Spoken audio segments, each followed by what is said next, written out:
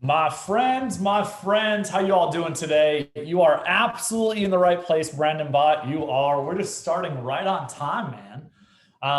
Matt, first off, dude, can you hear me? Can you see me? Oh The yeah, the most okay, good. I can see you and two of my favorite friends in the galaxy behind you. So that screen game is on point today, dude. So excited to have you on today. So jacked. To kind of give a lay of the land, as always with webinars, because we have a lot of realtors joining us. We will fashionably start on time, which is 3 to 4 minutes late because half the people won't be here for another few minutes. You all already here, so kudos to you. You're on time. The rest of the crew, we'll see you in a minute.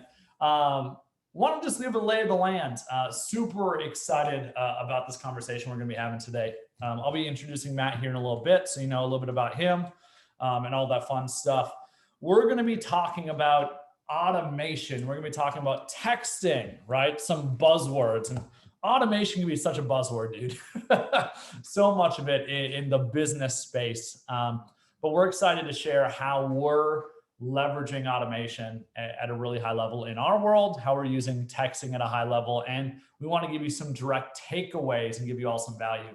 So again, we're going to get started here in about 2 minutes. Feel free to go grab your coffee, your water, take a minute.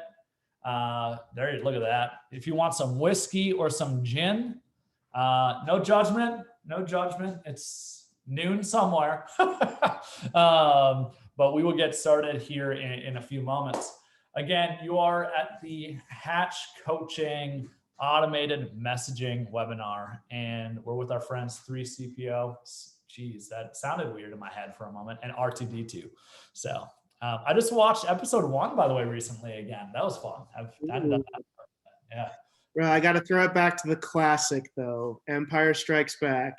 There's not that and Return of the Jedi. There's not much better you're gonna get than the classics. Amen, man. I mean, that's why we had to watch a little bit at your wedding. That's the only way to do it. Amen. Amen. Well, dude, you ready to get going? Yeah, let's do it. All right, y'all. So again, hey, I'm Robby T. I always tell people I go by Robby T because my last name sounds like a pharmaceutical drug with all the problems and none of the cash. And unfortunately, it's too true in my heart some days. I'm your host, and we got my man, Matt. I'll tell you a little bit more, about Matt here in a moment. My whole background, of course, I'm a coach with Hatch Coaching. I don't even know what it means to be a coach, but that's my title, I guess. Co-owner with my fearless business partner, Mr. Hatch himself. Long story short, I want to give you all some background today. We're doing this webinar because we have made some fundamental pivots in the last few years in our business that have allowed us to scale massively. And you all came here. Some of you guys are users of our stuff. Maybe it's the first time you've heard about us. Maybe you just wanted to hear the brilliance come out of Matt's mouth because the dude set 43 appointments in a week, right? And no, he's not taking steroids. I tested him.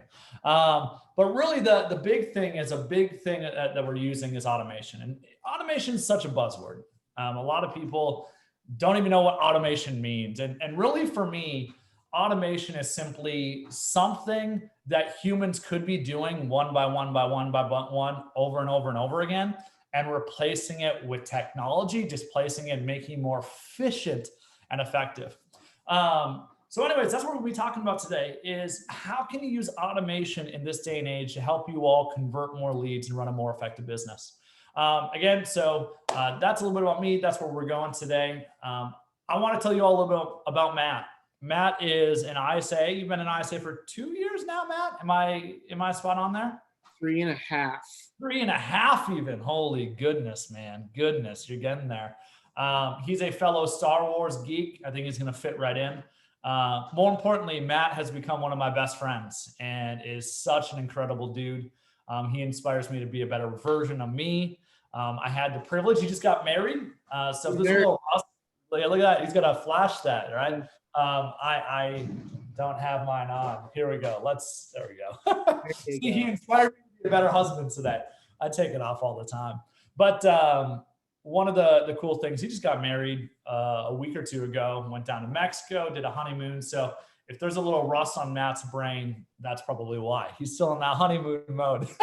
Yes, sir. But dude, you're one of the best people I know. One of the best listeners. One thing I want to share about, I don't even know if you didn't know I was going to do this, but at the groom's dinner, it was so cool to see Matt's friends and family open up about how Matt has made such an impression in their life. And Matt's superpower is probably a couple different things. One is he doesn't make excuses. He works incredibly hard and is incredibly dedicated. But the second big thing is he is one of the least judgmental human beings I've ever met. And he comes from curiosity and shows loves. And dude, it's your superpower, which is so key in the ISA role. So anyways, dude, I'm so honored to have you here today. I appreciate you carving out some time. And I want you to just tell people a little bit about yourself, where you're from, all that good stuff. Yeah, well, right back at you, Robby T. So guys, I started coaching with Robby 2 years ago. Yeah, 2 years ago. Yeah. And let me tell you, my ability to listen and come from curiosity and understand when I met Robby was here, and now it's here. And that's due to Robby's patience, because I'm a stubborn person, and his tenacity to make sure that we're actually redefining how people treat people. So Robby, you're a gift to the world. So thanks for having me on, man. Well, guys, it's super good to be here with you today. So again, my name is Matt McKenzie. I hail from Denver, Colorado. I'm a part of a team called the Jordan Terrell Group. Shout out some of the best people in the world. Jordan, who's our team leader, is my partner in crime, and we're building something special out here, and we're just super, super blessed and privileged to work in real estate, but more importantly, building our community out here. So I run an ISA team within the Jordan Terrell Group. So I'm in production myself. So I'm doing exactly what you guys are doing on a daily basis, the grind of conversations, setting meetings, and passing those meetings to agents. If you are an ISA, that's your world. If you're an agent, you are an ISA if you don't have one. So you're doing all of the above. So like Robby T prefaced, I did set 43 appointments in 1 week. The majority of those appointments were set via text, not calls. And the majority of those appointments were set via follow-ups, not new leads. So I preach two things: texting, your message matters, and follow-up is the name of the game, ladies and gentlemen. So that's a little bit about me, but I'm stoked to get into this.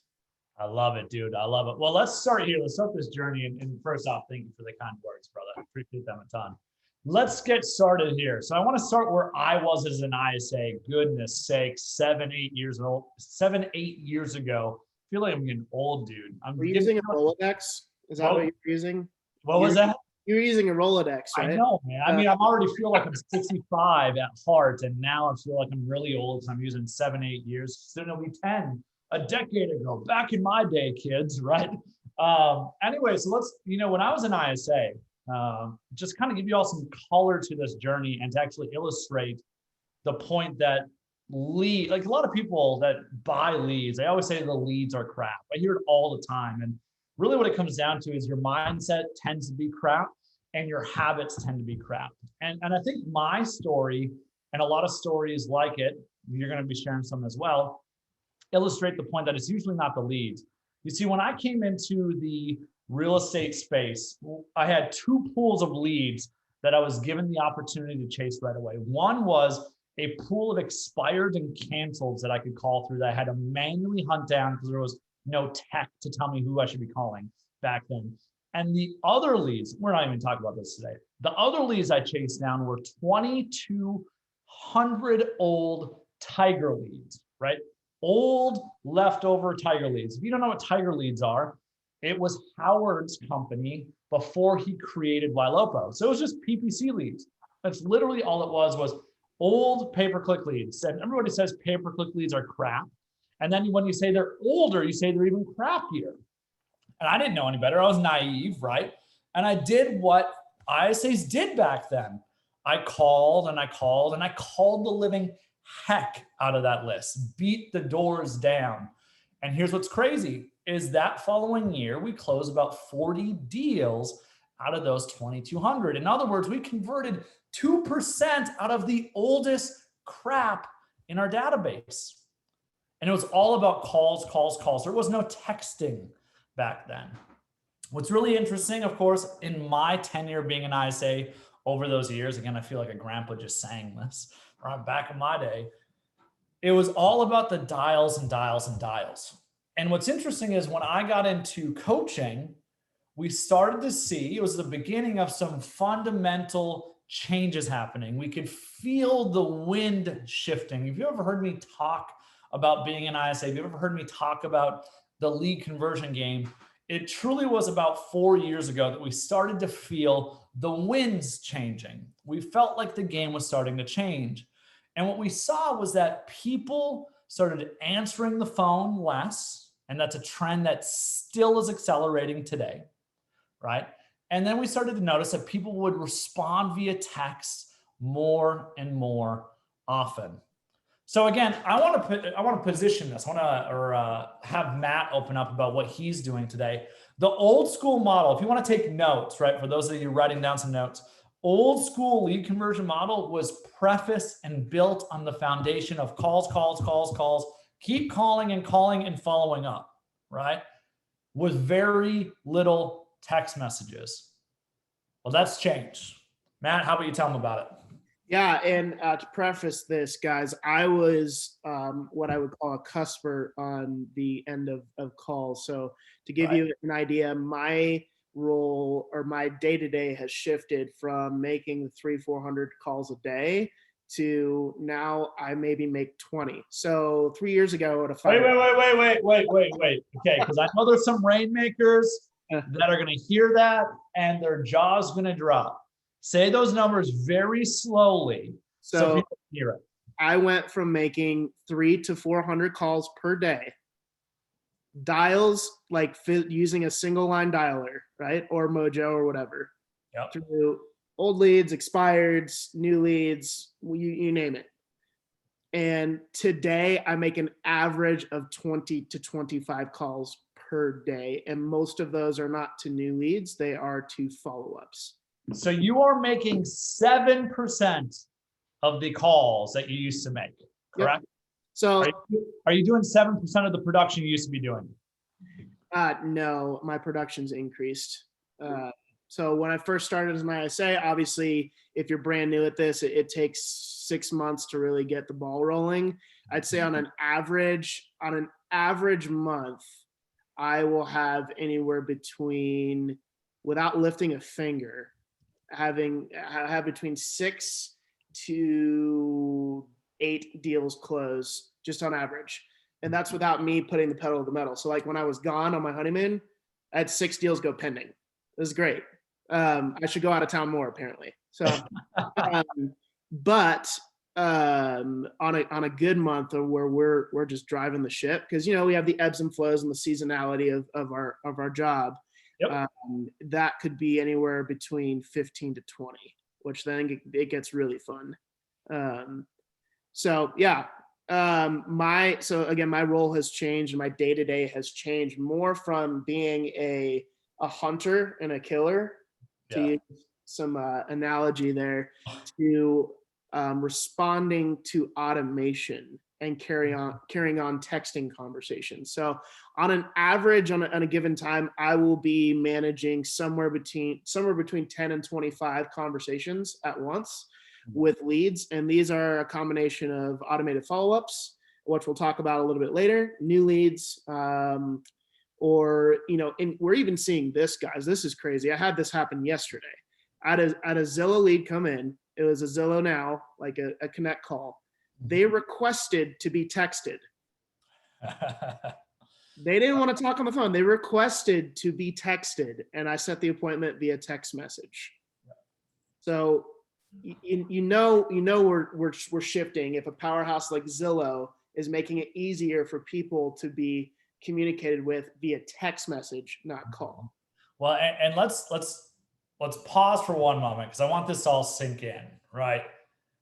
To be very honest, as a real estate coach who coached ISA departments in that transition stage, it was uncomfortable going from Matt, you should be calling, right? If we would have been coaching right at the tail end of that, you should be calling. It was so uncomfortable for me to say calls don't matter like they used to.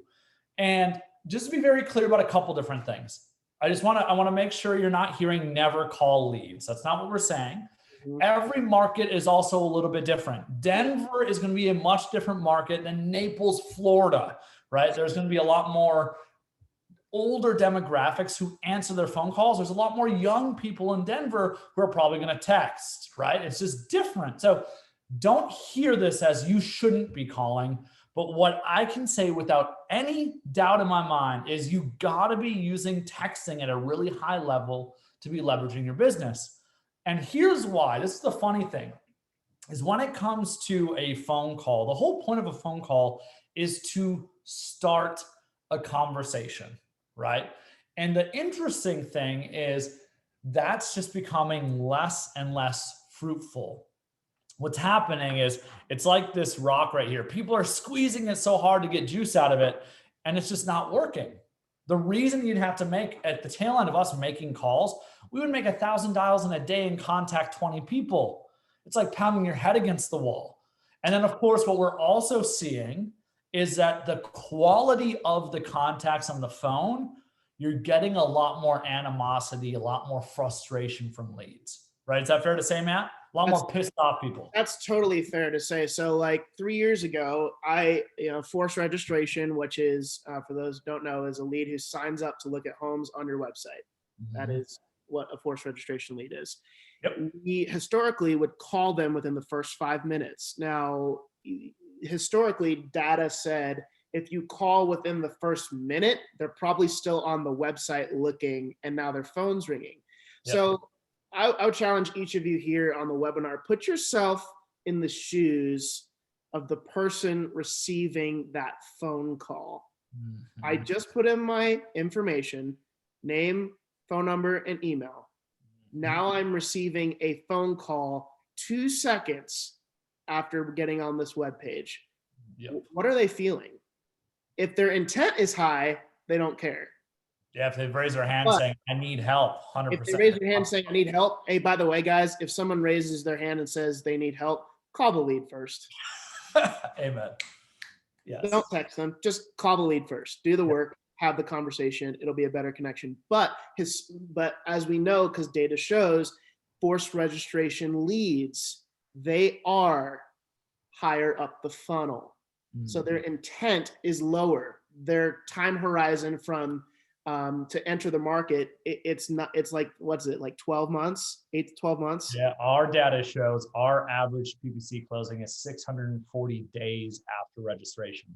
Okay, so years. There you go. Yeah, just call it. Their intent is lower, and now they're receiving a phone call. I can tell you how I would react to that. I would hit decline. I wouldn't answer. Now, if a text message came through and it said something like, hey, Robby, I just saw you were looking at a few homes on one of our websites.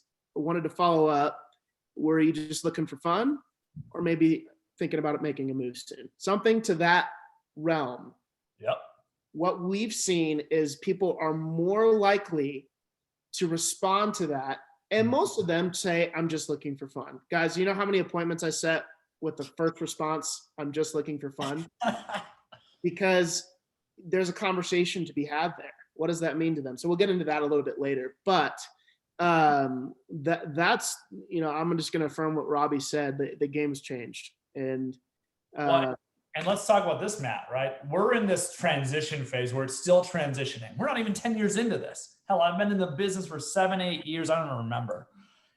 Where are things going to be in 5 years in your perspective? And I'll tell you mine quick, and you can tell me, Robby, you're crazy, or you can be like, dude, I think you're spot on.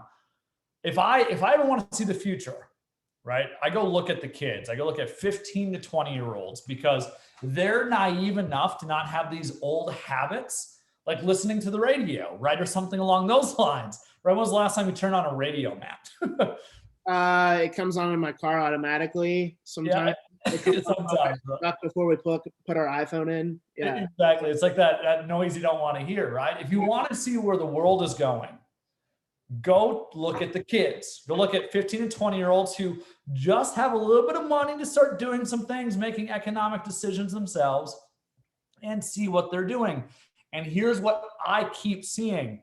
People under 25 don't answer the phone. They don't answer random phone calls. They don't answer their mom's phone call. They click decline, and then they text their mom, "What's up? What's going on?" It's normal. Now, they will talk on the phone if you prearrange it sometimes, absolutely. Or if they need something, they've said that they'll talk on the phone. But they're like, why would I answer a random phone call? And the greatest analogy I can give is the way I grew up and my brothers and younger generations have grown up is so much different than my grandma, right? My grandma used to sit by, or if she heard the phone, let's say she was out at the dock fishing and she heard the home phone, ringing, she would run inside and go grab that phone because that's how you would communicate. It was the only line of communication. There wasn't email, there wasn't text, there wasn't the alternative. So you ran to that phone. That's not the world we live in, right? My brothers, people under 25, they're so used to texting, snapping, TikToking, whatever the hell it is, they can communicate like this. They literally say, well, if you really need to get a hold of me, you'll text me. That's the world we're in. So Matt, what are your thoughts? What do you want to add to that or dispute a bit? Yeah. So guys, I am a millennial, full millennial. And I will say I don't call my friends anymore at all. If I have to call my friend, it's because something serious is happening and they need to talk to me or vice versa. My wife, we communicate via text message or Marco Polo. That is it. Yeah. So the interpersonal way our world is communicating is all messaging. Yep. As we see, you just saw Facebook and Instagram just made it possible to cross message on the apps. So that users, that's connecting one generation to another. We're seeing these major players in the way the world relates and communicates with one another start to make it easier to message across apps. Mm-hmm. That's only going to increase the amount of people that are reverting to that to communicate. It's changing the way that business is done in this world. 100%. And one of the key things that people don't recognize is the reason people don't like random phone calls is that you have no control. You don't know who's calling you. You don't know how long you're gonna be stuck on the phone with this person. You don't have control. With a text message or Marco Polo or something like that, for those of you who don't know, Marco Polo is just video texting. That's all it is. What texting does is it gives you the control to respond on a timeline that works best for you. And it gives you the control, do I want to respond or not? And that's the difference. Millennials have grown up in this world where they've had more control. Oh, you don't want ads? Great, Netflix, right? Oh, you don't want ads? Go to Amazon Music, Spotify. We grew up in such a different world where we have so much more control and we're willing to pay for it, but we have control in our lives and we don't want the randomness. And these are just some things you need to start getting adjusted to because this is how young people act and behave. And here's the last final piece I got to say. Everything always works along an adoption curve. What starts with the 15 to 20-year-olds eventually bleeds up and bleeds everybody else. It spreads. You don't trust me on this? Let's just go back 10 years ago. Right? Let's go back to 2011. It's weird to say, by the way. 2011. It's the first time I've said 10 years ago. Crazy. Facebook was just starting to blow up, right? Facebook blew up in 2007, 2008, really blew up in 2011. Who were the first people that used Facebook, Matt? Like older millennials. Yeah, older millennials. I'm one of them. Right? Quit making fun of me for being a grandpa. God, stop it. Older millennials, which at that time weren't old, right? They were young kids. They were the 18, 20-year-olds in college at Harvard. Young kids started using Facebook first, Amazon first, Apple first, right? Google first. Let me ask you this, who all has Facebook now? Right? It's kind of funny. Young people now don't want to use Facebook because their grandma's on it. Right? Look at TikTok. Who's using TikTok first? The kids. If you want to see where the world is going, look at the kids. This is going to keep spreading. It's going to become more and more normal. So I think we've hammered that to death. Anything else you want to add to it? No, man. You hit the nail on the head. Cool. So let's talk about what have we been doing, right? People obviously are here. Well, how are you automating things? I think the biggest thing is this, is that if we're not calling, it doesn't mean that we don't do things with the leads. We're using automated messaging. And really what it comes down for us in our worlds is we've created automated messaging plans for the different legs, the different parts of the client journey throughout the process. And I'd write these 4 things down, right? These 4 different types of plans that we're using at a really high level. Number 1 is new lead plans. We've created plans for basically every new lead source you can think of or imagine. It's kind of ridiculous, to be honest. I hear about new lead sources I've never heard of before. But we use new lead plans. Here's what I'll tell you about these plans at a 10,000 foot view. They all run for at least a year. They're all curious and question oriented. The first text always goes something like Matt said earlier of, hey, Matt, saw that you were looking at some homes on one of the websites. And you can just, for the different lead sources, we just kind of vary this up. I wanted to see if you're just looking for fun or to see if you plan on potentially making a move sometime soon.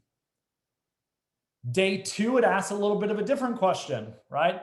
Hey, Matt, I tried reaching out, didn't get a hold of you. I just wanted to ask if the ideal home were to get listed tomorrow, is that something you would consider viewing or would you miss out on that opportunity? Right, and it just keeps going. Let's pause there for a second. So, Robby, can you say that again, just a little bit slower? Sometimes I get excited, guys. I get excited, right? It would be something along the lines of, if the ideal home were to get listed tomorrow, is that something you would consider viewing or would you miss out on that opportunity? So I got 2 things about that. And let's throw out the word script, guys. Yeah. I like the word conversation starter, because that's the whole point of texting and getting a hold of people. Amen. And leaving your database is to have a conversation, to understand their situation, to provide value and get them to a solution.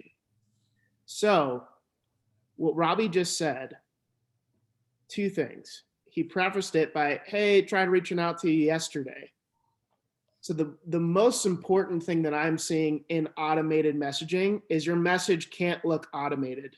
Yes. You know why? Because you have all these carriers out there that are flagging messages left and right. And ladies and gentlemen, it's coming. Yeah. Down, as they should. Nobody likes annoying texts. But here's the good news. If your message is good, it's going to be responded to, or it's going to be at least delivered to the phone. And good, by good, I think what you mean, Matt, is human. It seems friendly and human.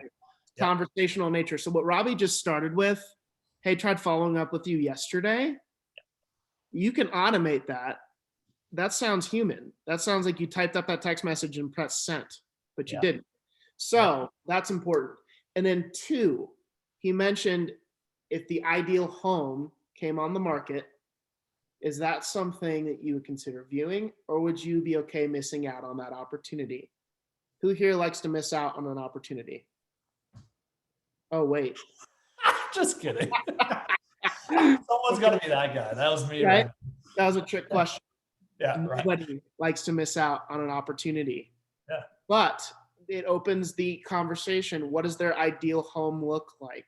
Correct. If they say, no, I don't want to miss out on that opportunity. Okay, with that in mind, Robby, what is your ideal? Tell me more. What does your ideal home look like? This is one of the biggest things that you all should take from what Matt's getting at here. This is where I see a lot of people fail with texting, is somebody told me no, I gave up, right? Somebody told me no, oh, no problem. Well, let us know how we can help in the future. Dude, you know what it reminds me of, Matt? People use the same thing voice to voice. Oh, the person said they weren't interested. So I said, okay, we'll keep using our sorry. Have a great day. Right? Turn their no, turn their objection into a question. Dig deeper. When somebody gives you that objection of, no, I'm just looking for fun, always turn it into a question like Matt just did. That's so key. By the way, friends, feel free to put things in the chat or the Q&A. We'll take the last few minutes of the call today. We'll try to hammer those out for you just to let you all know. So we're not purposely ignoring you. We're just saving it towards the end so we can get through most of our stuff. So Matt, anything else you want to add to that before we keep going? No, guys, well, actually one thing, sorry. That question has helped me take someone who said I'm 2 years out from buying a home and move them up to wanting to explore what that looks like, or at least continued the conversation to where, most of these, and if somebody is like, yeah, I'm looking intently, but I'm not looking for another year and a half. Absolutely. You gotta ask a question. Hey, Robby, what's motivating you to make a move in a year and a half? That's how easy it is. I love it, man. It's spot on. It's so key. So in lieu of time, let's move on to number 2. The second type of plan we use are old lead plans, right? We've created old lead plans. Are basically geared around your old leads, so you can use it to revive your database and bring things back to life. It's very common that people go take 100 leads, and out of their 100 old leads, they'll go find gold. I think the funny thing about that is it's reminiscent of my experience when I was calling those old tiger leads back in the day. But instead of calling them, you should be texting them. Here's the thing, right? I heard you all, or you heard me say it earlier, our average pay-per-click closing is coming 640 days after registration. Okay, we close about 4% of PPC leads to close. What you need to hear in that is it takes time, tons of time. And actually, if you have old PPC leads, I'm going to let you in on a little secret. Old leads are like a fine wine, right? Or a bottle of scotch or whiskey. It gets better with age. All right. The old has so much cash in it. You just got to have the mindset of how am I going to filter through it? The old way you used to filter through it was dial, dial, dial. And goodness sakes, I don't wish it upon my worst enemy. Matt, you've been there, right? Just slamming your head against the wall, trying to get people to answer. It's even worse today because people don't answer the phone, so you don't get that reward. Now you use texting to filter through people. The other big thing, Matt, I want to add to this is so many people get so frustrated, so darn frustrated, trying to turn trash into gold. They keep trying to do it over and over again. When the reality is by trying to turn trash into gold, you turn gold into trash. And here's why, is you're putting your time and energy into the wrong place. I think actually the best person that speaks about this is a combination of Mike Novak, who's one of my best friends in this game. He has the idea of next. If somebody's not legitimately interested, we're going to ask a few more questions. But if they're not, you're not going to change that. Stop trying to service someone who doesn't want to be serviced. You ain't going to do it. Here's my favorite thing. All right, I'm going to point something out. We're probably the top in the country converting PPC leads at 4%. What that means is we don't convert 96% of the leads. For every one person we convert, there's 24 over here or something like that, right? Tons over here we don't convert. Your biggest problem is that you're focusing all your energy on the people that aren't going to convert. Find those people, don't give a crap about it, which leads me into our third, you like that? Like that transition there? Our third automated plan we're using, which is our not interested plan. Because what you all need to realize is when somebody says no today, it doesn't mean no forever. It means not yet. And here's the thing, you don't know when it's going to change because they don't know when it's going to change. You know what's the number one predictor? The number one, I shouldn't say predictor, the number one thing that explains people deciding to make a move? The law of randomness. Let me tell you what I mean by that. Let's just go back, right? Let's go back to March of 2020 when COVID-19 was a headline we read one time, right? Where the world hadn't changed yet. Did anyone predict what was going to happen with COVID? No. Did anybody predict how that was going to change the real estate needs, wants, and desires of people 4 months later? Absolutely not. The real estate industry was scared to death the first month and a half into the pandemic outbreak. People stopped spending money like crazy. And guess what happened? When things started to normalize as best they could, guess what happened was the home definition evolved. It wasn't just where I slept and hung out with my family. It was now my vacation destination. It was my classroom. It was my restaurant. It was my movie theater. It was everything. It was my office. Randomness. Nobody knew that was going to happen. Nobody knows when they're going to walk in and their spouse is cheating on them and now they got to get a divorce and sell their house. Nobody knows when that extra baby is going to slip past the goalie. Now it's coming and you got a baby on the way. You need another bedroom. Nobody knows these things. A lot of what explains people buying or selling a home is randomness. This is why we don't give up on old leads. Now, with old leads, some people over communicate and you reach out too much and you're going way too much, right? You're sending way too many things. You're pissing people off. And then on the other hand, you do nothing with those leads. What we found is in our old leads plan, we reach out once every 6 months, Matt. And all it simply does is, hey, Matt, we connected a while back. I know you weren't interested in making a move. I just wanted to follow up and see if your plans have changed at all. And it's just a numbers game, right? You have no clue when that's going to hit on that morning when somebody went through hell. Somebody passed away. They're going through an estate sale and they need some help. It's just a numbers game. And with the law of randomness, the more people of that 96% you put on these plans, eventually it's more free money for you. And that's really what we're doing. So Matt, chime in.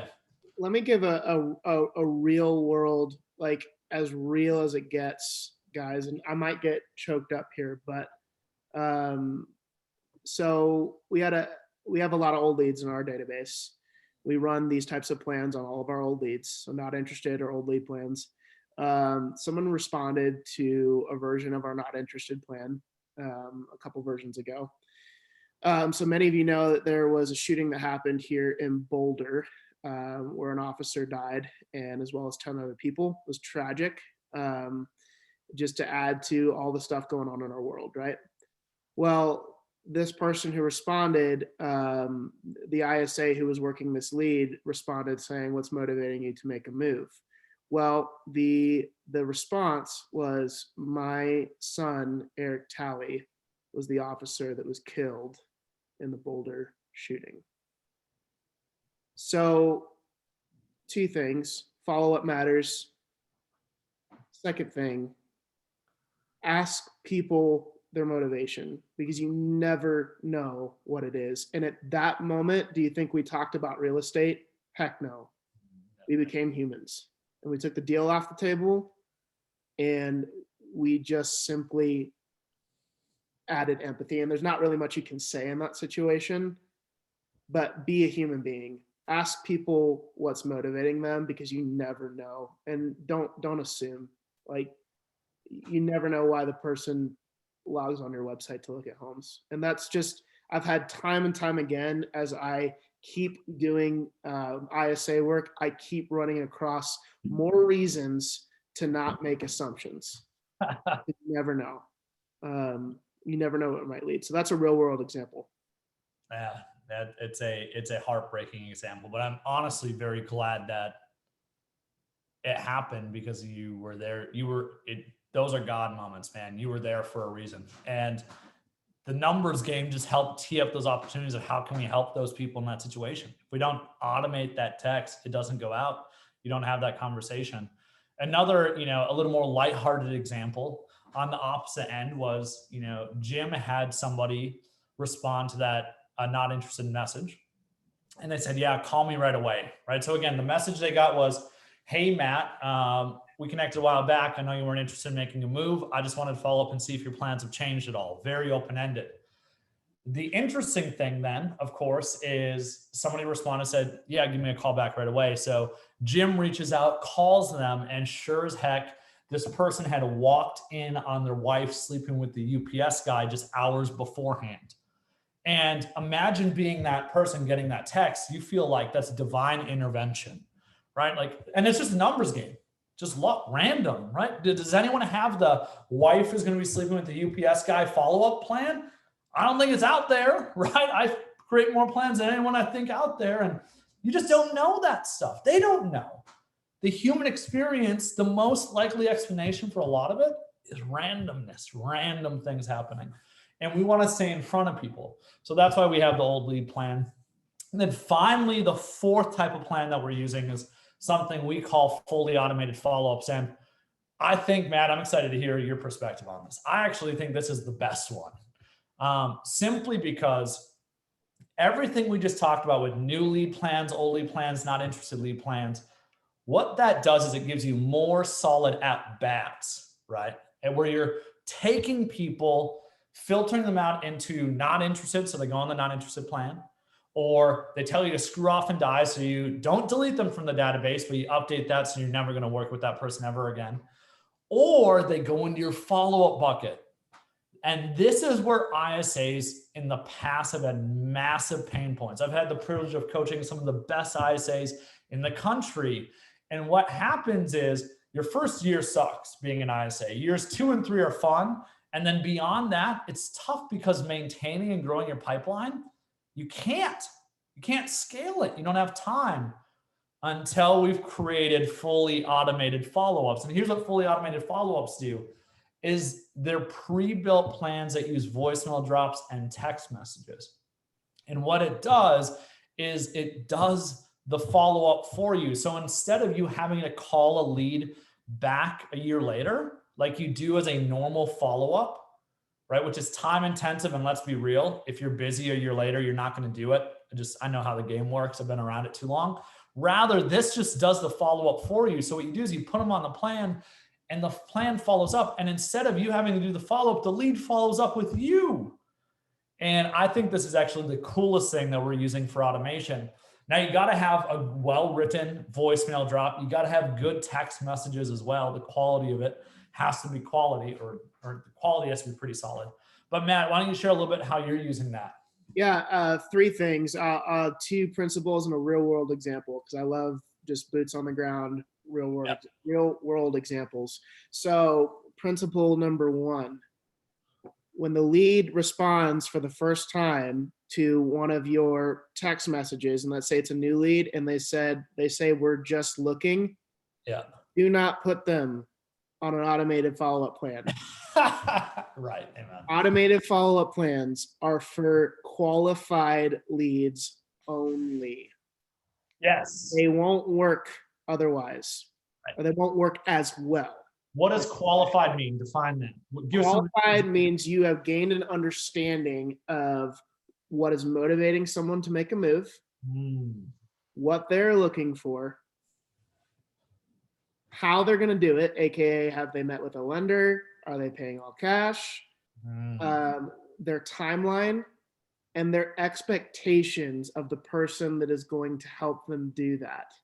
Love it. Those 5 things right there are at a baseline level. I would say in a texting conversation with the lead, if you get those 5 things, and you can maybe even add 6, but 5 things that will get you home, or at least gain an understanding. And here's a real world example. I had another Zillow lead. Here, I'll repeat those 5 things again. Yep. Their motivation. Why are they making a move? What has them motivated to buy or sell real estate?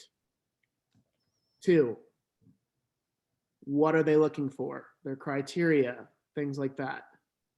3, how are they going to do it? Have they met with a lender? Are they going to pay all cash? Their timeline. When do they want to make a move? Why does that timeline matter? Do they need to sell a home before making a move? Does that play a factor into it? That's going to tie back into your motivation too. 9 times out of 10, someone's going to tell you a lot of that stuff in that first question.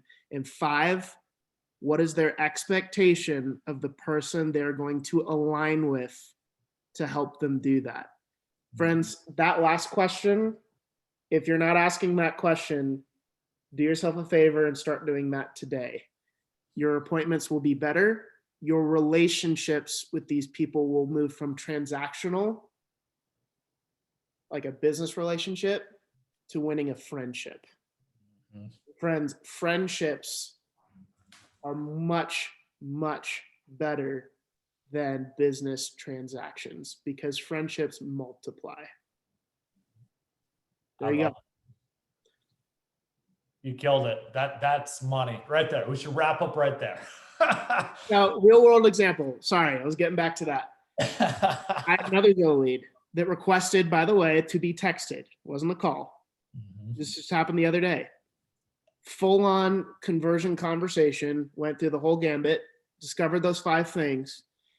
She had stopped responding to me, so I had to nudge her, which we'll get into next, I'm sure, on how to nudge leads. And she let me know, hey, I'm actually gonna have to go in for emergency surgery on Friday because I just tore my ACL. So again, randomness, you can't control those things. So what did I do? I set the expectation that I would follow up and put her on a fully automated follow-up plan for about 3 months out is what we agreed upon. And you get to set it and forget it. By the way, that 3-month follow-up plan does not just follow up month 3. It actually follows up sooner because, again, randomness. So it's doing those periodic check-ins. And here's why this matters as a business. Matt can scale instead of him having to sit there and call 3 months later, or, oh my God, she could screw me over and do something at the half point, right? 45 days in, now I got to keep calling. Like, one of the dangerous things I hear ISAs is they're like, oh my goodness, I'm going to call every month. No, don't do that. Please, you don't have time for that. And people don't want it. What you have to do is ask good questions. That's why qualified was so key. I'm so glad you gave that explanation. Put it in that follow bucket and let it do the work for you. It's so key. And then, somebody just asked, and there's some other questions. When do we take it from a text to a call? I think this is probably the biggest thing. If somebody wants to talk to you on the phone, they'll tell you. They'll name it. Other than that, Matt, is it fair to say that you're setting the majority of these appointments now, and you've never spoken to these people voice to voice? Correct. This is weird, right? This is the thing. As a coach, I was like, Matt and ISAs, y'all crazy. No chance. Text to get on the phone. I was wrong. I was dead wrong. 100% wrong. My favorite thing is, guys, we throw 3 or 4 client events every year, getting to meet these people that I've never talked to face to face. They're like, yo, you were that guy I was texting with. That's my favorite thing. You're like, I was texting with. and here's the other thing. And Trista, you asked this question when you take it from text to call, and Robbie's absolutely right that if a person wants to talk on the phone, they'll tell you. Better yet, they will call you. Amen. And do you know how many inbound phone calls I get because of those automated follow-up plans? Actually, 90% of the time, people actually end up calling back, especially the more qualified that person was, because there's different levels of variation. And now I would say if you have 3 out of the 5 things, that's usually the filter I use, they're probably, you could put them on a follow-up plan at that point. That's usually the filter I use. Robbie might have some other principles, but that's typically where I'm having a good enough relationship or rapport with that person to justify those types of things. So, but people call me back. Yep. And call our ISA team back. And you can scale it. Yep. You can honestly, the weird thing is in ISA's pipeline, prior to this, in pipeline are qualified people that you've had conversations that want to do something in the future. It's not just, oh, take me off your list, pipeline. No, it is somebody that's hitting on a few of these things going to your pipeline. You couldn't do more than 2,000 to 2,500 people in your pipeline with massive leakage. And what I mean by that is you would just miss opportunities. You'd fall so far behind. Here's the crazy thing with fully automated follow-up plans. We don't know where the ceiling is now. We have no clue. I don't know if Matt can handle 10,000 people in this pipeline or 8. I don't know the number. I don't know. I know it's higher than 2,500. It's easily double that, if not more, because as an ISA, as a lead generator, as a lead converter, you would be calling people, scheduling follow-ups, and then you would spend a good amount of time, an ISA about half their days, calling and making follow-ups after you've been playing the game for a year. Well, Matt doesn't have to do that anymore, which frees him up to be able to engage in more conversations, to call those more pressing leads. And that's one of the big things about why automation is so key, is it's just helping you target who do I need to be talking to and who shouldn't I be talking to. It's helping you filter through that because it's really tough to do. And let me preface, guys, sometimes we're in a service industry, serving people. Yeah. That's what we exist to do. We don't exist to make a lot of money and feed our pockets, although that is the benefit of being in real estate and being really successful. It's the byproduct. What is the product is relationships and people. And it's not a product. It's a relationship, right? So serving people where they're at. If I'm talking to somebody that's 55, they're probably going to prefer a phone call. Amen. Don't put those people on an automated follow-up plan. Amen. Serve them and actually follow through. And you have tasks. That's why we have CRMs to set a manual follow-up. So I am preaching calling in that instance, only because it's serving the individual. Correct. But I've also met some 55-year-olds or older, and I'm just picking that random number out of my head, that prefer text. So it's about the individual. Ask the question. Yeah. And people will show you if they're responding to a text. One of the biggest things I see, Matt, is, oh, they responded to a text, I'm going to call them right now. No, that's going to, if they don't call you out of the blue, don't call them because they texted you back. You're now reaching out in a channel. You're going to frustrate them. They don't want that. And it pisses people off. A couple just little last notes before we kind of wrap up here. So just some other little tips that we've learned. Texting is phenomenal. Your contact rate goes through the roof, especially for the amount of effort you're putting in to start it, right? As Matt said, it changes it from, and Matt still works his tail off. I don't want people to hear this as, oh, Matt just sits there and he's like a guppy being fed.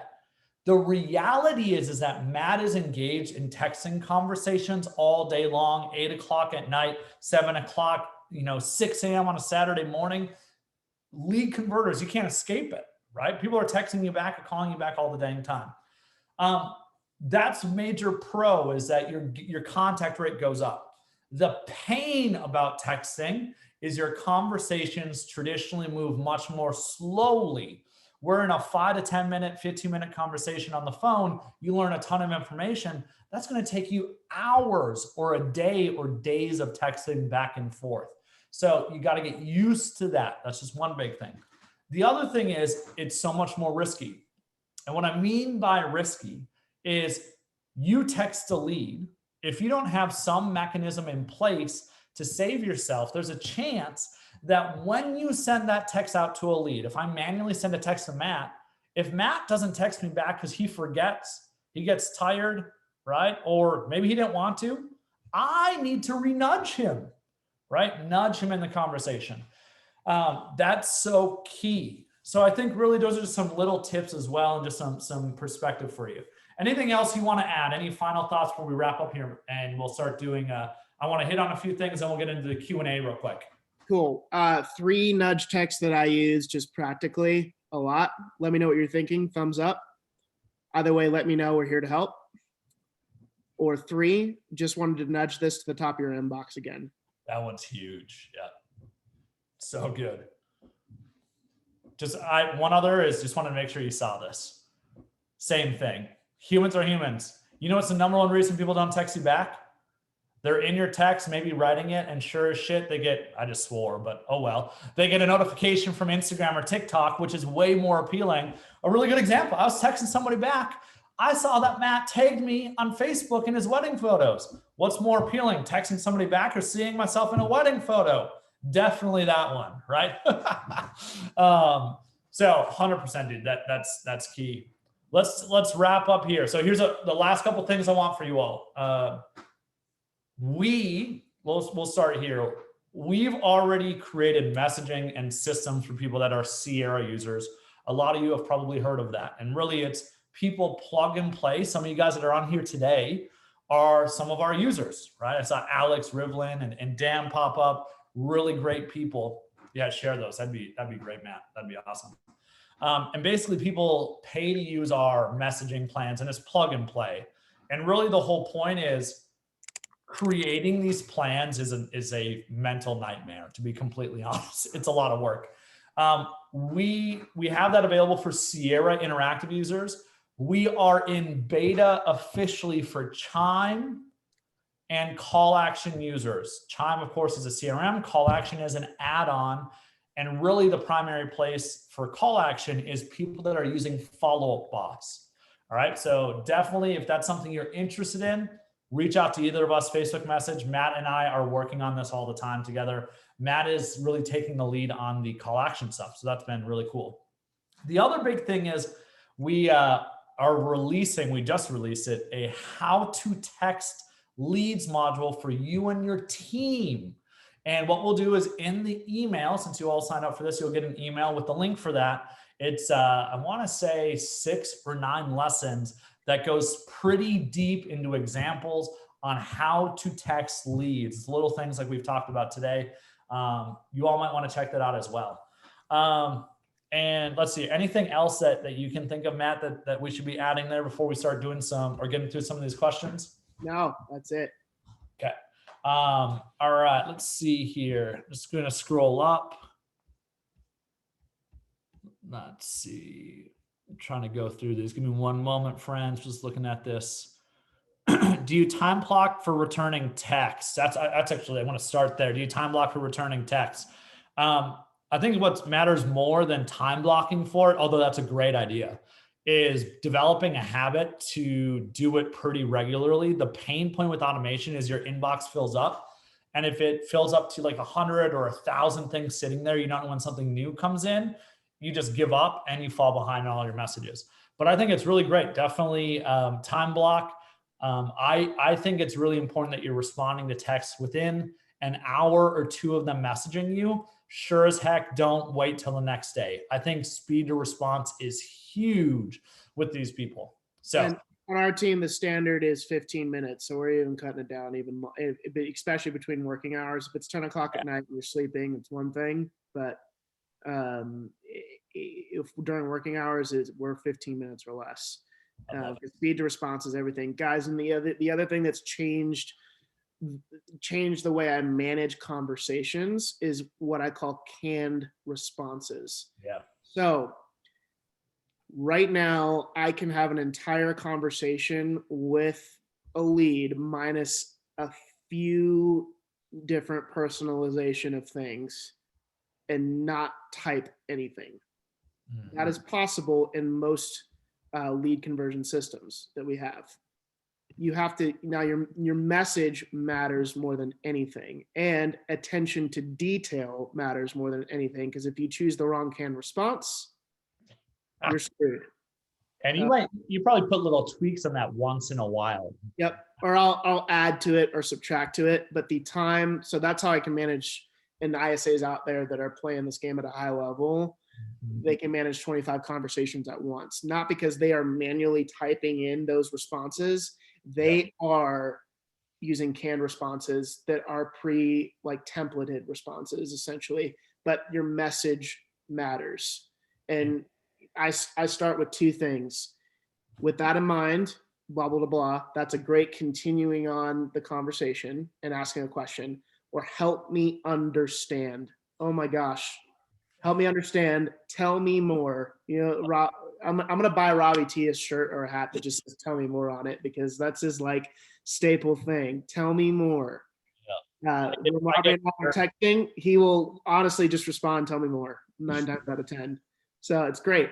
So tell me more. Help me understand with that in mind.